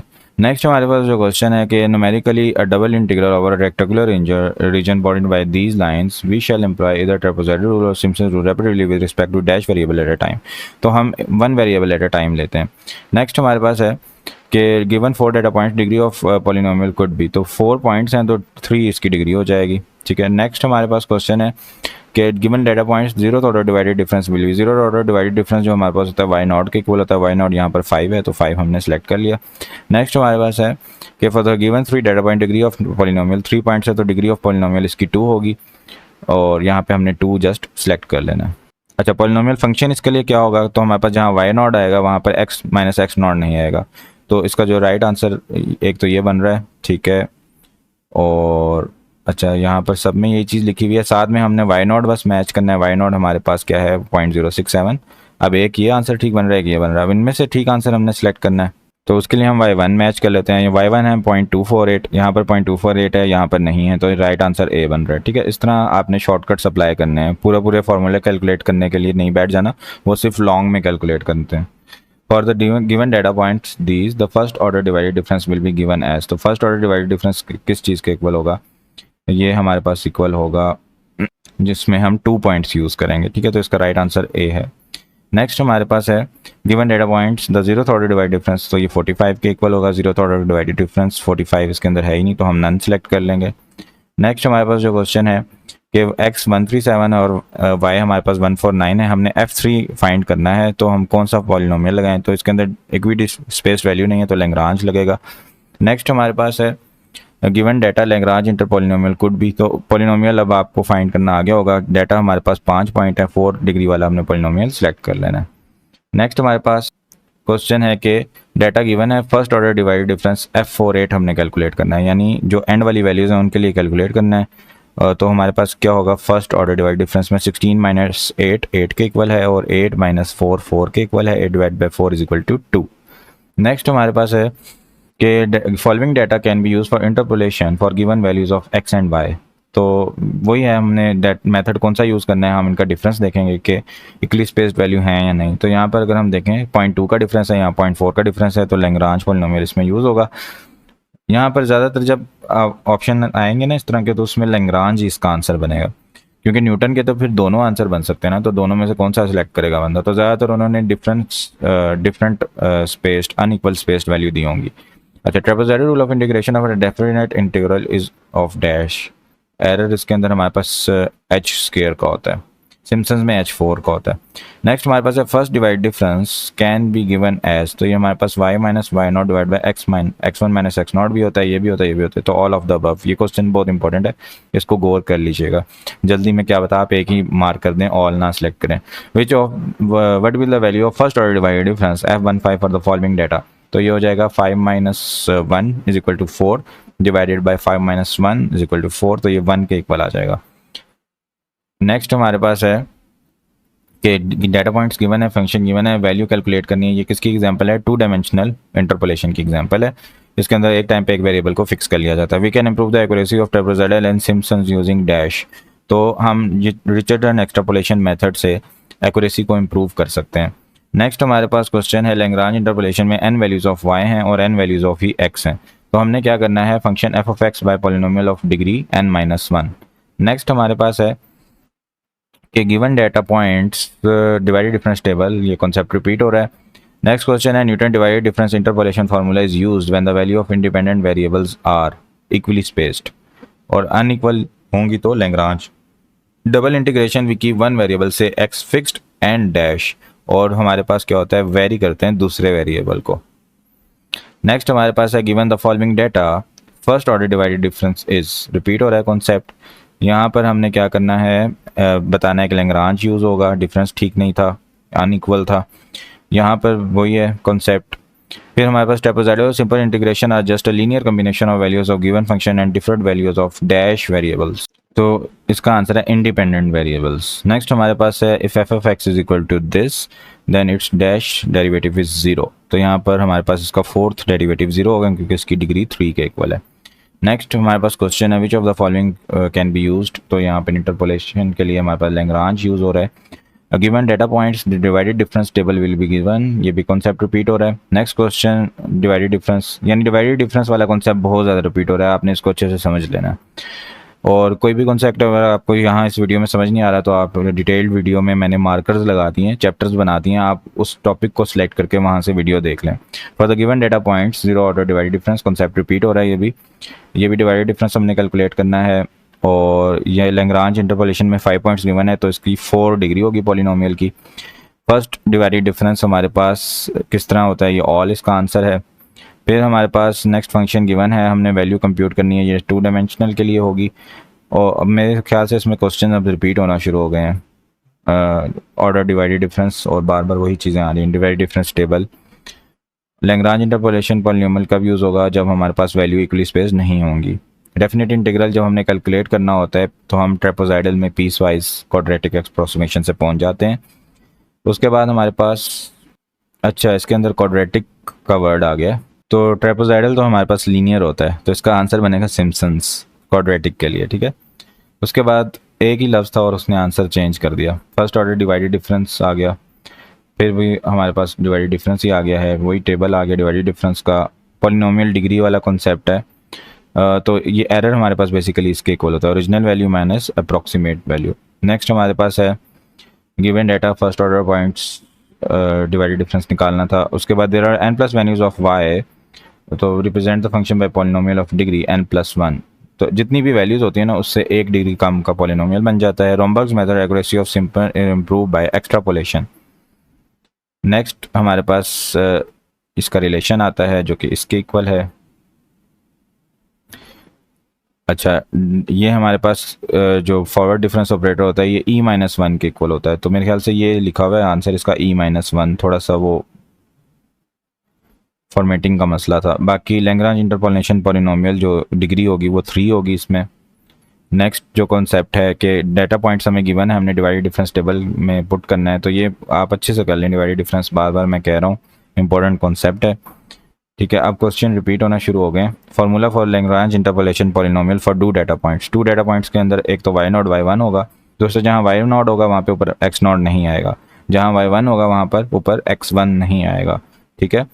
तो यहाँ पर हमारे पास ये चीज़ मुझे ठीक लग रही है, और x0 माइनस x1 होगा और x1 माइनस x0 होगा, ये आंसर इसका राइट है, ठीक है। ये ठीक नहीं है, यहाँ पे x0 आ गया, ये भी ठीक नहीं है और ये भी ठीक नहीं है, आंसर ए इज़ करेक्ट। अच्छा जब आप करेक्ट आंसर चूज़ करते हैं ना तो बाकी को एलिमिनेट भी किया करें, ये नहीं है कि करेक्ट आंसर चूज़ करके आगे मूव कर जाएं, ये बहुत इंपॉर्टेंट चीज़ होती है अगर आप एक टॉपर स्टूडेंट बनना चाहते हैं। यहाँ पर सेकंड ऑर्डर डिवाइडेड डिफरेंस का फॉर्मूला है, उसके बाद इंटरपोलेशन पॉलिनोमियल कुड भी, तो डिग्री बतानी है 1 के इक्वल होगी। यहाँ पर ये ऑर्डर डिफरेंस है, ये भी ऑर्डर डिवाइडेड डिफरेंस है, ये भी डिवाइडेड डिफरेंस है, ओके। ये पॉलिनोमियल का फार्मूला आ गया है 3 पॉइंट्स के लिए, तो 3 पॉइंट्स के लिए जहाँ y0 है वहाँ x0 नहीं होना चाहिए, इसके अंदर भी नहीं है, इसके अंदर भी नहीं है, ठीक है। नीचे x0 माइनस x1 होना चाहिए, इसके अंदर है, इसके अंदर नहीं है, ये करेक्ट आंसर बन रहा है, ठीक है। नेक्स्ट हमारे पास है for given data points divided difference आ गया है। नेक्स्ट भी हमारे पास 0 ऑर्डर डिवाइडेड डिफरेंस। अच्छा फॉर पॉलिनोमियल हमारे पास 3 पॉइंट्स के लिए हमने बताने हैं फार्मूला, तो हमारे पास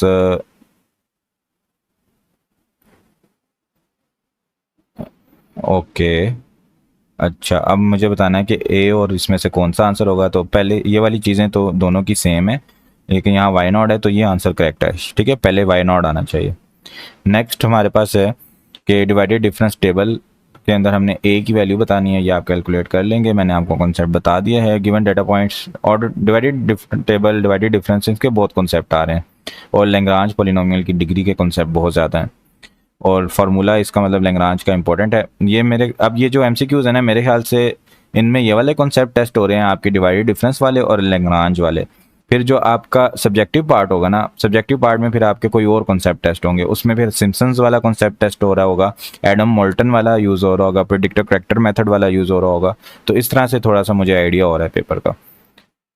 नेक्स्ट हमारे पास है 10 data points are given, the degree of polynomial could be 9, ठीक है। अब ये मेरे ख्याल से सेम कॉन्सेप्ट ही इसमें चल रहे हैं, ठीक है। अभी तक कोई मुश्किल चीज़ अभी नहीं आई जो मैं दोबारा से एक्सप्लेन करूं।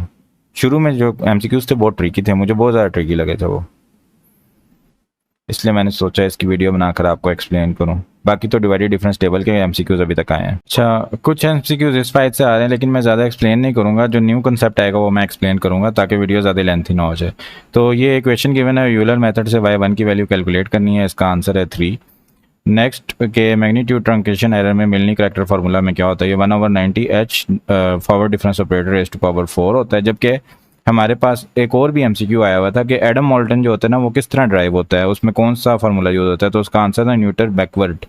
तो फॉरवर्ड जब हम यूज़ करते हैं ना 4 पॉइंट्स के लिए तो हमारे पास मिलनी फार्मूला आता है, जबकि हम बैकवर्ड डिफरेंस ऑपरेटर जब यूज़ करते हैं तो हमारे पास एडम आता है। उसके बाद नेक्स्ट यही MCQ है, हाँ ये भी आया हुआ था, लेकिन वो आया हुआ था सिम्पसन 1/3 रूल के लिए। तो अगर आपके पास कोई भी आ जाए, ट्रेपेजॉइडल में हमारे पास 2 पॉइंट्स होते हैं तो ये इक्वेशन बनती है, सिम्पसन 1/3 के लिए ये इक्वेशन बनती है 3 पॉइंट्स वाली, और जो 4 पॉइंट्स वाली है ये 3/8 रूल के लिए बनती है। तो बस आपने ये याद रखना, ये MCQ इंपॉर्टेंट है। नेक्स्ट हमारे पास ये भी आया हुआ था एज इट इज़ कि हमारे पास number of intervals Simpson 1/3 rule में कितने होने चाहिए। तो जो भी इवन वैल्यू इनमें होगी वो आपने सेलेक्ट कर लेनी है। और 3/8 के लिए भी आया हुआ था, उसमें आपने मल्टीपल ऑफ 3 सेलेक्ट करना था। फोर्थ ऑर्डर आर के मेथड में K2 की वैल्यू भी पूछी हुई थी और K4 की वैल्यू भी पूछी हुई थी, दोनों MCQ आए हुए थे। ये वाला MCQs भी एज इट इज़ आया हुआ था, जिसके अंदर फंक्शन गिवन था और यूलर मेथड से वैल्यू कैलकुलेट करनी थी। इसका आंसर 1.1 लेकिन आ रहा था, कोई यहाँ पर चेंजेस थी वैल्यूज़ में, तो मेरा 1.1 आंसर आया था उसमें। नेक्स्ट यहाँ पर to solve the ordinary differential equation second order method, ये वाला MCQ नहीं था, लेकिन ये कुछ भी नहीं है। आप क्या था कि यहाँ पे चीज़ें हैं जो वो इक्वेशन की दूसरी साइड पर गई हुई हैं और ये एक वेरिएबल डिफरेंशियल ऑपरेटर एक तरफ रखा गया, बाकी चीज़ें उस तरफ लेकर चले गए। तो ये नॉर्मल मैथ का कॉन्सेप्ट है। नेक्स्ट हमारे पास rate of change of any quantity, ये ऑर्डिनरी डिफरेंशियल इक्वेशन से रिप्रेजेंट होती है। जब हम डिफरेंशियल इक्वेशन सॉल्व करेंगे तो यूलर मेथड से y2 की वैल्यू क्या होगी 10, ये एज इट इज़ क्वेश्चन आया हुआ था, ये आप याद कर लें। उसके बाद आंसर भी इसका 10 ही था। Global error and Simpson 3/8 rule ये भी आया हुआ था और 1/3 रूल का भी आया हुआ था, वो H4। उसके बाद हमारे पास K1 की वैल्यू ये होती है, ठीक है। मुझे K2 और K4 की वैल्यू पूछी हुई थी, फोर्थ ऑर्डर वाली। उसके बाद है ग्लोबल एरर, हमारे पास जो होता है as same as the global error of 3/8, तो ये 3/8 को और इसका OH4 होता है ग्लोबल एरर। ये K2 की वैल्यू भी मुझसे पूछी गई थी, ये MCQ भी आया था और K4 की वैल्यू भी पूछी गई थी। उसके बाद ये है कि वैलिड नंबर ऑफ इंटरवल्स कितने होने चाहिए, ये बताना है कि ये 8 के इक्वल होंगे। 1/3 रूल में जो है ये हमारे पास नंबर ऑफ टेबल इवन होने चाहिए, ठीक है। 1/3 रूल जहाँ भी इवन कोई भी वैल्यू होगी आपने सेलेक्ट कर लेनी है, ठीक है। ये सेम कॉन्सेप्ट है। और उसके बाद हमारे पास जो ऑर्डिनरी डिफरेंशियल इक्वेशन, ये भी सेम क्वेश्चन आ गया जो मतलब पहले आया था। और डिफरेंशियल इक्वेशन में यूलर मेथड y1, ये भी सेम पहले वाला क्वेश्चन है। इसमें मुझे वो वाला आया था जिसका 10 आंसर है। अच्छा, ये भी answer as it is question ये वाला आया हुआ था 3/8 रूल में नंबर ऑफ इंटरवल्स, तो इसका 12 सेलेक्ट करना था, 3 के मल्टीपल में होना चाहिए। Given values process of estimating the value of y for intermediate value of x is known as interpolation, ये नहीं आया हुआ था मुझे। अच्छा, मिड के मुझे 3-4 क्वेश्चन आए थे, वो मैं आपको बता दूंगा। थर्ड ऑर्डर डिफरेंशियल इक्वेशन जो होती है ये भी आया हुआ था मुझे कि अब जो थर्ड ऑर्डर डिफरेंशियल इक्वेशन होती है इसका आंसर 3 है, ठीक है। ये 3 जो है ना फर्स्ट ऑर्डर की इक्वेशन इसको रिप्लेस कर सकती हैं। और उसके बाद जब डिफरेंशियलेशन आप सॉल्व करोगे तो आपका ये वाला मुझे MCQ आया हुआ था, ये रिपीट हो रहा है। ग्लोबल एरर वाला भी आया हुआ था, मैंने आपको बता दिया, MCQ रिपीट हो रहे हैं। Next operation root given by, हाँ ये मुझे एग्जैक्ट एज इट इज़ आया हुआ था। तो आपने क्या करना है कि ऑपोजिट वैल्यू सेलेक्ट करनी है जिनके साइन ऑपोजिट हों। जैसे अब यहाँ पे -3 है और ये +4 है, दोनों एक का साइन माइनस है एक का प्लस, तो ऑपोजिट साइन वाले आपने सेलेक्ट करने हैं बाइसेक्शन मेथड के लिए, ठीक है। फिर वो रूट का इंटरवल वो बन जाता है। उसके बाद हमारे पास बाय ब्रैकेटिंग मेथड जो होता है ये आइटरेटिव मेथड होता है। ये मिड के कॉन्सेप्ट हैं लेकिन ये पेपर में आ रहे हैं, पता नहीं क्यों। अब गिवन वैल्यूज़ के लिए 0.5 ये क्वेश्चन कंप्लीट है, आई डोंट नो इसका क्या था। हाँ ये क्वेश्चन आया हुआ था लेकिन 1.1 आंसर था, मैंने आपको बताया है पहले। और ये भी रिपीट हो रहा है क्वेश्चन, ये भी अच्छा है, ये है कि ये भी रिपीट हो रहा है जो भी मैंने पीछे MCQs कवर किए थे कि 2 सेगमेंट होंगे तो 3 पॉइंट्स लेंगे, ये भी रिपीट है। Divided difference is a symmetric function of its arguments, ये भी मुझे आया हुआ था क्वेश्चन। उसके बाद अब मुझे एक टेबल गिवन था और एक वैल्यू गिवन थी और बताना था कि इसके अंदर कौन सा फार्मूला यूज़ होगा। तो उसके अंदर न्यूटन फॉरवर्ड वाला फार्मूला यूज़ होना था, बिगनिंग साइड की वैल्यूज़ थी। नेक्स्ट एडम मोल्टन जो होता है इसके अंदर कितने पॉइंट्स यूज़ होते हैं 4, ये मुझे मिलनी के लिए आया था कि मिलनी में कितने पॉइंट्स यूज़ होते हैं, तो ये भी आपने देखना है। उसके बाद मिलनी में 4 पॉइंट्स होते हैं, एडम में भी 4 पॉइंट्स होते हैं, सिर्फ ऑपरेटर का फ़र्क होता है। शिफ्ट ऑपरेटर जो है उसका क्या रिलेशन है, f(x) + h कर देता है, ये भी मुझे आया हुआ था MCQ। उसके बाद यहाँ पे जो टेबल है इसके अंदर estimation of dash will be done using तो फॉरवर्ड डिफरेंस ऑपरेटर। अच्छा मुझे ये सेम MCQ आया हुआ था लेकिन ना estimation of dash will be done यहाँ पे ना कुछ लिखा नहीं हुआ था, तो फ्लॉड क्वेश्चन था वो, कुछ लिखा हो तो मैं उसका आंसर मार्क करता, तो मैंने फिर नन ऑफ दिस सेलेक्ट कर लिया, none of the given options. तो वो फ्लॉड क्वेश्चन था, मैंने मुझे लेटर को बोला, वो कहता है मैंने मैथ बस 10वीं तक पढ़ी थी, उसके बाद मैंने नहीं पढ़ी, मुझे नहीं पता। तो उसके बाद हमारे पास ये कॉन्सेप्ट बस वही है कि टेबल के शुरू में वैल्यूज़ होंगी तो फॉरवर्ड डिफरेंस यूज़ करेंगे, एंड पे होंगी बैकवर्ड डिफरेंस, सेंटर में होगी तो सेंटर डिफरेंस। लेकिन अब क्वेश्चन ही कंप्लीट नहीं है तो मैं पेपर में उसका क्या करूँ।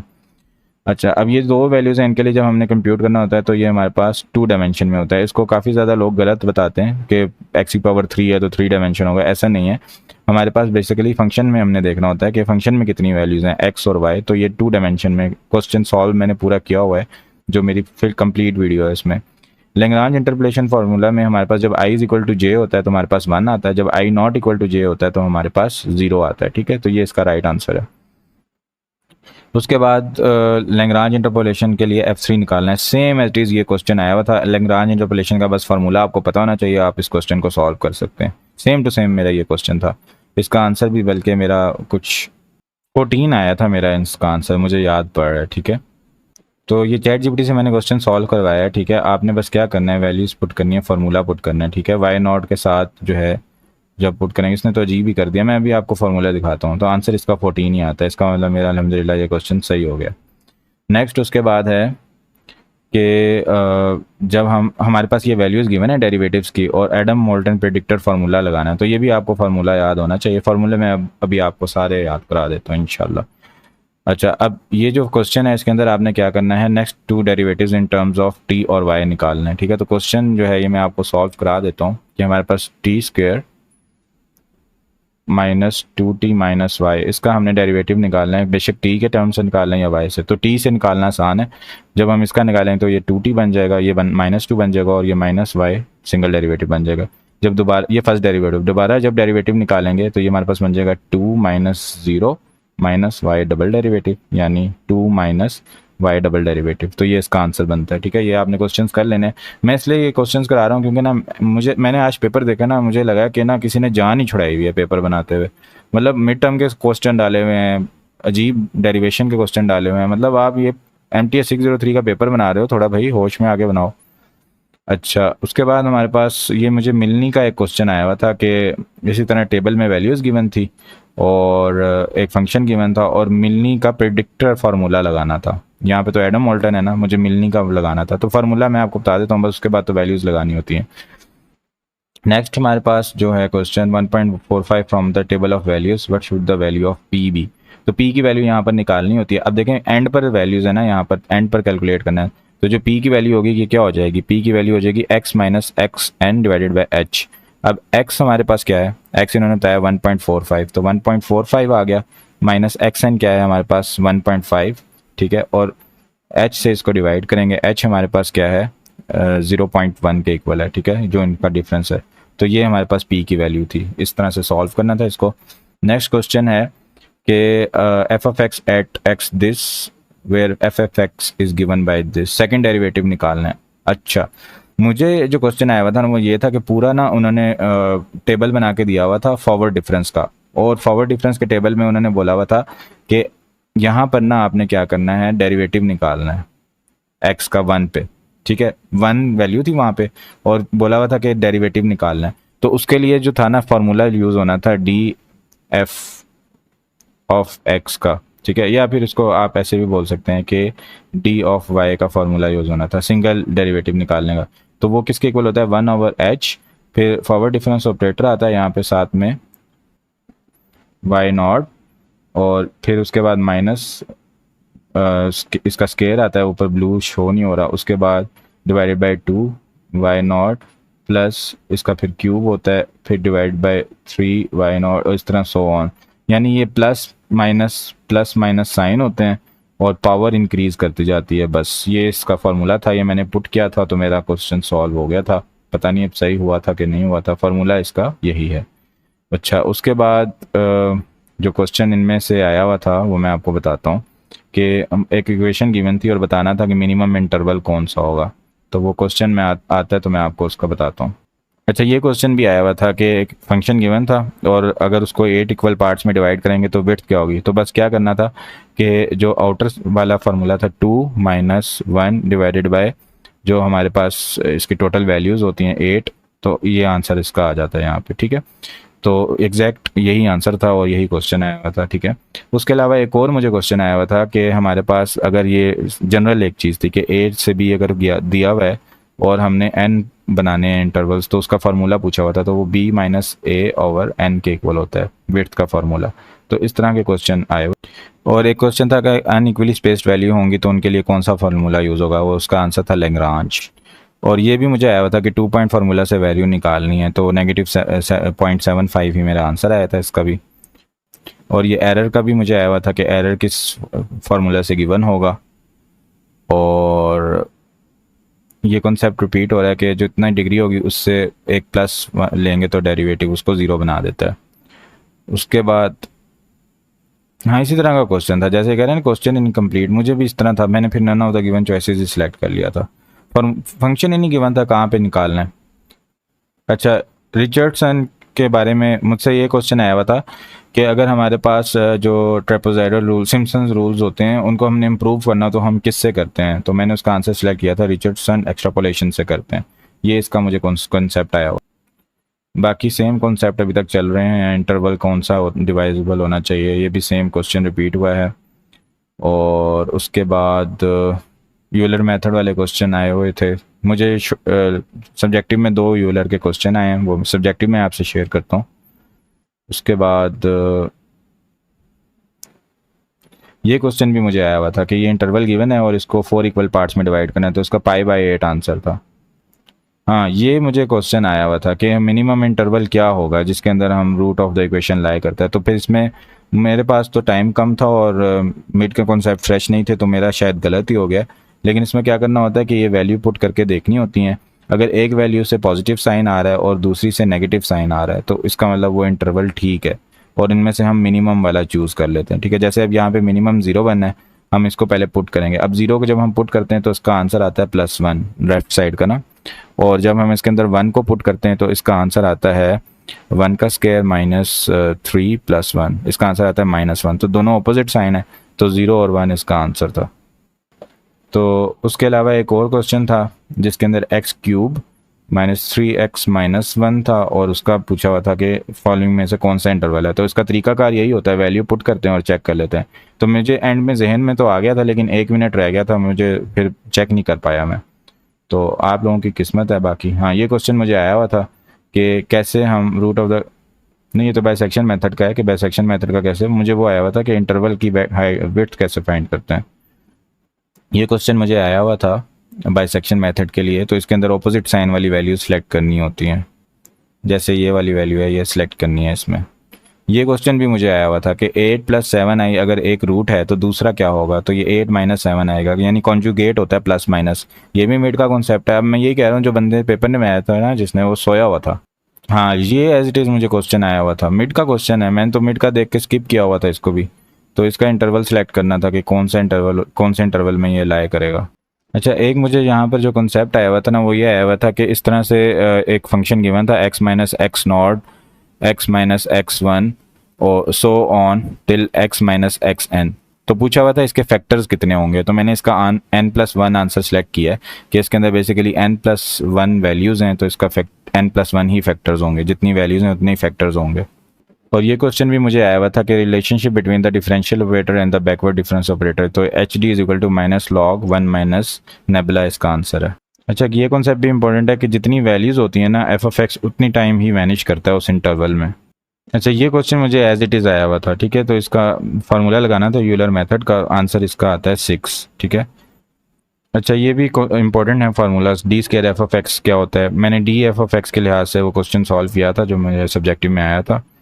और टेबल गिवन था फॉरवर्ड डिफरेंस वाला, और बोला हुआ था कि डेरिवेटिव निकाल के दें। अच्छा, फार्मूला सारे इंपॉर्टेंट है, हम फार्मूला की फ़ाइल मैंने बनाई है वो देख लेंगे, और मैं आप लोगों से शेयर भी कर दूंगा। वो बहुत इंपॉर्टेंट है, पेपर से 5 मिनट पहले देखी थी, बहुत ज़्यादा फाका हो गया था।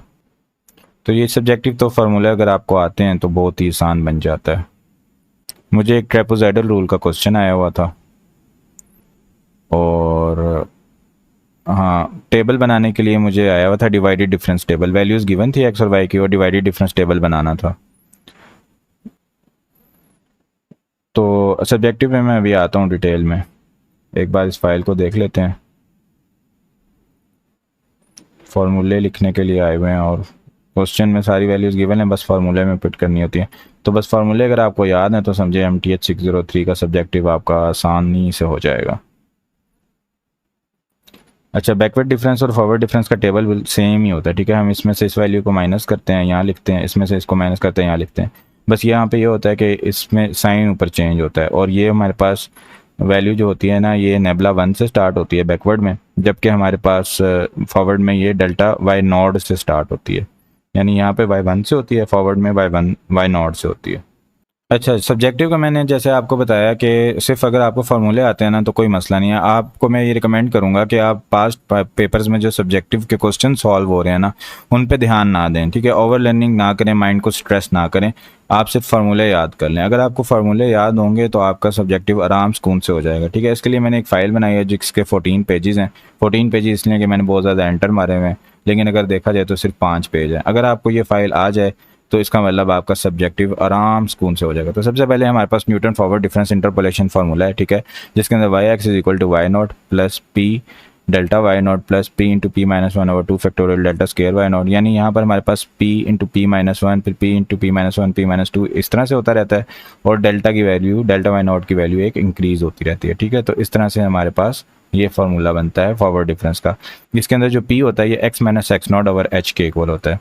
उसके बाद बैकवर्ड डिफरेंस का जो फार्मूला होता है उसके अंदर P into p minus one के बजाय प्लस हो जाता है, P into P plus one, P into P plus one, P plus two, इस तरह। बाकी जो डेल्टा था उसकी जगह नेबला आ जाता है, और वाई नॉट की जगह वाई एन आ जाता है, ठीक है। तो ये बस डिफरेंसेस हैं फॉरवर्ड और बैकवर्ड में। जब पी भी हम कैलकुलेट करेंगे वो x minus x n over h के इक्वल होता है। उसके बाद लैग्रांज इंटरपोलेशन पॉलिनोमियल का मुझे क्वेश्चन आया हुआ था, टेबल गिवन था और लैग्रांज फार्मूला अप्लाई करना था। तो लैग्रांज फार्मूला में क्या होता है कि वाई नॉट के साथ एक्स नॉट वाली वैल्यू नहीं आएगी, बाकी तमाम आएंगे, x minus x one, x minus x two, जितने भी एक्स हैं तमाम आएंगे, सिर्फ एक्स नॉट वाली वैल्यू नहीं आएगी। नीचे क्या होगा कि जहाँ जहाँ पे आपने ऊपर एक्स लिखा है वहाँ वहाँ एक्स नॉट लिख देना है बस, बाकी तमाम वैसे का वैसे लिख देना है। इस तरह जब वाई वन होगा, वाई वन के साथ एक्स वन वाली वैल्यू नहीं आएंगी, बाकी सारी आएंगी, और नीचे फिर आपने जहाँ पे ऊपर एक्स लिखा है वहाँ एक्स वन लिख देना है। तो इस तरह से लैग्रांज पॉलिनोमियल का फार्मूला है। फिर ये वाला जो कॉन्सेप्ट है ये ऑब्जेक्टिव में आता है कि अगर हमारे पास एल आई एक्स जे में आई इज इक्वल टू जे होगा तो 1 आएगा, आई नॉट इक्वल टू जे होगा तो 0 आएगा। तो आप इसको इस तरह से याद रखें कि हमारे पास आई जे के इक्वल ट्रू होगा वरना फॉल्स होगा, और ट्रू 1 से रिप्रेजेंट होता है, फॉल्स 0 से होता है, याद रखने के लिए बता रहा हूँ। उसके बाद डिवाइडेड डिफरेंस के फार्मूलाज हैं। 0th ऑर्डर डिवाइडेड डिफरेंस इसके इक्वल होता है, फर्स्ट ऑर्डर डिवाइडेड डिफरेंस इस चीज़ के इक्वल होता है, ठीक है। और जनरली अगर हम लिखें तो इसको आप स्किप मारें, ये इतना इंपॉर्टेंट नहीं है। Newton divided difference interpolation formula जो है ये इंपॉर्टेंट है, ठीक है। टेबल गिवन अगर होगा आपको और आपको बोला जाएगा कि इससे डिवाइडेड डिफरेंस से इंटरपोलेशन करके दिखाएं, तो ये फार्मूला है इसका, y naught plus x minus x naught first order difference, x minus x naught, x minus x one second order difference, and so on, ठीक है। डिवाइडेड डिफरेंस अगर हमने डिफरेंस ऑपरेटर्स की मदद से देखना हो तो हमारे पास delta n y not over n factorial h n forward difference में होगा। बैकवर्ड डिफरेंस में सेम वही चीज़ें, बस वाई नॉट की जगह वाई एन आ जाएगा, बाकी कोई फ़र्क नहीं है।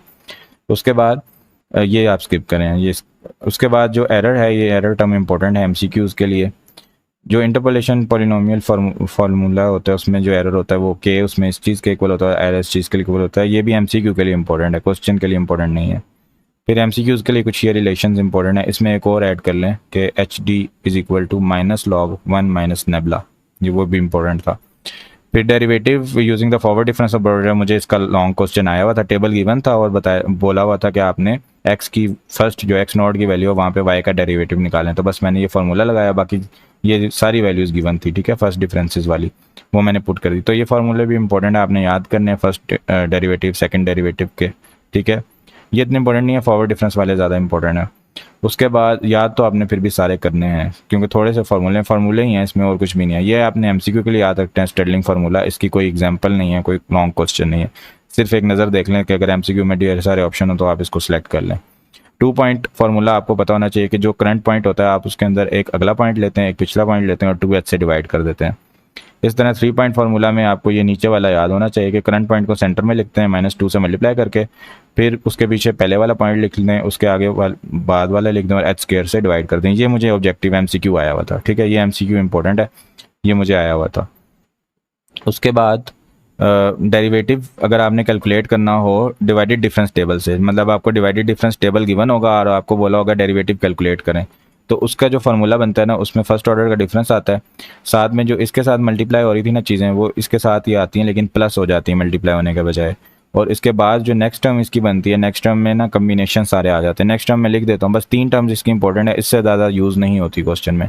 तो 2 टर्म्स तो यहाँ लिखी हुई हैं, तीसरी टर्म मैं आपको यहाँ पे लिख देता हूँ, ठीक है। एक तो हमारे पास जो डिवाइडेड डिफरेंस है ना, उसके अंदर ये तमाम वैल्यूज़ आ जाएंगी, x0, x1, x2 और x3, ठीक है। ये तमाम वैल्यूज़ इसके अंदर आ जाएंगी। दूसरा इसके साथ क्या होगा कि हमारे पास x माइनस x0 और साथ में उसके मल्टीप्लाई होगा x माइनस x1, ठीक है। और फिर इसके साथ प्लस हो जाएगा x माइनस x0 और साथ में मल्टीप्लाई होगा x माइनस x2, ठीक है। और इसके साथ प्लस हो जाएगा x माइनस x1 और साथ में x माइनस x2। ये हमारे पास डिफ्रेंशिएशन में डेरिवेटिव के लिए फार्मूला यूज़ होता है, जिसकी पहली 3 टर्म्स ये बनती हैं, ठीक है। वैसे तो लैग्रांज वाला न्यूटन फॉरवर्ड डिफरेंस वाला जो फार्मूला है ना, वो तो इस तरह होता है कि जो तीसरी टर्म, जो ये वाली टर्म होती है ना उसकी, वो इस चीज़ के इक्वल होती है, x माइनस x0 और साथ में x माइनस x1 और x माइनस x2 और साथ में हमारे पास आ जाता है y, x0, x1, x2, x3। ये टर्म होती है ना बेसिकली फॉरवर्ड डिफरेंस में। तो यहाँ पे जब डेरिवेटिव लेते हैं ना, तो क्या होता है कि पहले इसको इसके साथ मल्टीप्लाई करें, फिर इसको इसके साथ मल्टीप्लाई करें, फिर इसको इसके साथ मल्टीप्लाई करें और आपस में प्लस करके लिख दें। ये बेसिकली डेरिवेटिव में हो जाता है जब डेरिवेटिव निकालते हैं। अच्छा, उसके बाद रिचर्डसन एक्सट्रापोलेशन मेथड का मुझे ना डायरेक्ट मतलब MCQ आया हुआ था कि अगर FH/2 ये है तो F2H/2 क्या होगा, तो वो सिलेक्ट करना था MCQ में से। तो ये फार्मूला भी इंपॉर्टेंट है, आपने याद रखना है। फिर उसके बाद जनरल इंटीग्रेशन का क्या होता है कि डेल्टा x fx के इक्वल होता है ये, और ये समेशन होती है, ये भी मुझे आया हुआ था MCQ।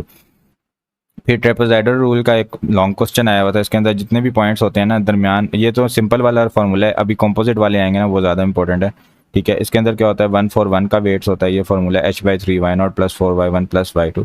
और उसके बाद हमारे पास 3/8 का जो है उसके अंदर 3/8 h और 1331 इसके वेट्स होते हैं, ठीक है। अगर ये वेट्स आपको याद हैं तो ठीक है।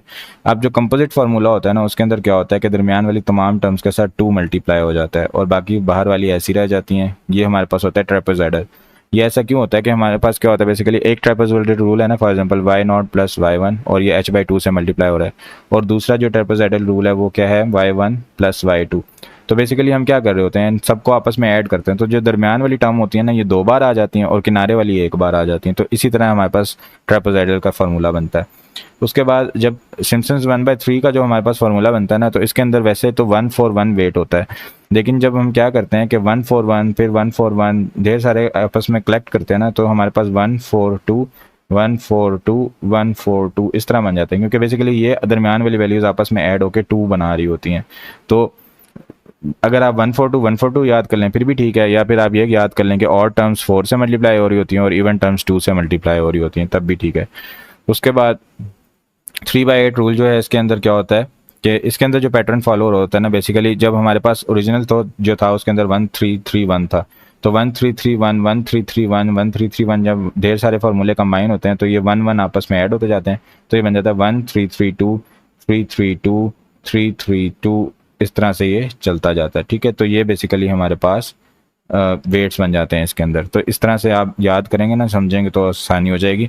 मैंने वीडियो बनाई हुई है MTH 603 की, उसके अंदर तमाम फार्मूले अच्छी तरह एक्सप्लेन किए हुए हैं, तो उसमें मैंने ना टाइम स्टैम्प्स भी बना दिए हैं, तो जो टॉपिक आपने समझना है वो टाइम स्टैम्प सेलेक्ट करें और उस टॉपिक को समझ लें, इंशाल्लाह फाका होगा। टेलर सीरीज़ भी लॉन्ग क्वेश्चन के लिए बहुत ज़्यादा इंपॉर्टेंट है। पहले y0 होता है, फिर t minus t0 y derivative, और फिर उसके बाद t minus t² 2 factorial y double derivative, ठीक है। फिर हमारे पास यूलर मेथड का क्वेश्चन मुझे 2 आए हुए थे। एक में बस ये था कि एक ही h की स्टेप की वैल्यू फाइंड करनी थी, दूसरे में एक वैल्यू फाइंड करके फिर उस वैल्यू को अगली वैल्यू में फाइंड करना था। तो एक 3 नंबर का था, एक 5 नंबर का था, ठीक है, थे दोनों बेसिक यूलर मेथड के ही। उसके बाद ये हमारे पास मॉडिफाइड यूलर मेथड होता है, जिसके अंदर हम y1 की जब वैल्यू कैलकुलेट कर लेते हैं ना, तो उसको यहाँ पे इस्तेमाल करते हैं, और t की जो अगली वैल्यू है वो यहाँ पर इस्तेमाल करते हैं, और फिर इन दोनों की एवरेज ले लेते हैं। यानी बेसिकली हम स्लोप कैलकुलेट करके फिर पिछले स्लोप के साथ उसकी एवरेज लेते हैं, तो हमारा रिजल्ट एक्यूरेट होता है, इसको मॉडिफाइड यूलर कहते हैं। फिर RK मेथड जो है, इसका भी मुझे आया हुआ था MCQ, ठीक है, उसमें वैल्यू बतानी थी कि K2 की क्या वैल्यू होगी, और यह आपने यहाँ से फार्मूले देख लेने हैं, मैं ये शीट शेयर कर देता हूँ। उसके बाद ट्रंकेशन एरर जो होता है ये MCQ में आ सकता है, लेकिन आया नहीं हुआ था मुझे। 4th ऑर्डर RK मेथड के मुझे आया हुआ था, K2 का भी पूछा हुआ था और K4 का फार्मूला भी पूछा था, और ये लॉन्ग के लिए भी इंपॉर्टेंट है कि आपको वैल्यूज़ गिवन होंगी, आपने क्या करना होगा K1 K2 K3 K4 निकालना होगा। उसके बाद हाई ऑर्डर डेरिवेटिव के लिए ये स्किप करें, ये इतना इंपॉर्टेंट नहीं है, और ये भी इतना इंपॉर्टेंट नहीं है, ठीक है। अगर आपने करना भी है ना, फिर भी आप कर लें कि बाई चांस आ जाए, लेकिन इतने ज़्यादा लेंथी क्वेश्चन नहीं आए हुए थे। उसके ऊपर प्रेडिक्टर करेक्टर मेथड में ना, जो ये फार्मूले आपने वैसे तो याद करने हैं, ये तो हमारे पास सिंपल जो मॉडिफाइड यूलर मेथड है ये वो है, और ये भी मॉडिफाइड यूलर मेथड है, लेकिन इसके अंदर क्या किया, बाय एन की जगह बाय एन माइनस वन ले आए हैं, जिसकी वजह एच के साथ फिर हमने 2 मल्टीप्लाई कर दिया है। फिर मिलनीज मेथड का मुझे लॉन्ग क्वेश्चन आया हुआ था, ठीक है, ये आपने याद रखना है, सिर्फ वैल्यू को प्रोडिक्ट करना था उसमें, तो ये फार्मूला था, उसको पुट करना था, y4 की वैल्यू कैलकुलेट करनी थी, y4 is equal to y naught plus 4h/3 two y1 derivative minus y2 derivative plus y3 derivative, तो ये मैंने कैलकुलेट कर दी थी, ठीक है। उसके बाद एडम मोल्टन का फार्मूला लिखने के लिए आ जाता है कि फार्मूला लिखें और इसका क्वेश्चन भी आ जाता है। तो ये टोटल फार्मूले हैं इस बुक में, या आपने याद कर लेने हैं, इतने से फार्मूले हैं। अगर आपको ये आते हैं तो लॉन्ग क्वेश्चन आपके लिए कुछ भी नहीं है। मैं आपको यही कहूँगा कि फाइलें बहुत ज़्यादा सब्जेक्टिव की हैं, उनके ऊपर ना जाएँ, एक बार ये फार्मूले कर लें और उसके बाद जो भी क्वेश्चन आएगा आपने आसानी से उसको हल कर लेना है, ठीक है। एमसीक्यूज बाकी मैंने आपको तमाम सॉल्व करवा दिए हैं। अगर आप ये फाइल अच्छे से, ये वीडियो अच्छे से देखिए, आपने कॉन्सेप्ट क्लियर हो गए तो आपका इंशाल्लाह MTH 603 का पेपर बहुत अच्छा होगा।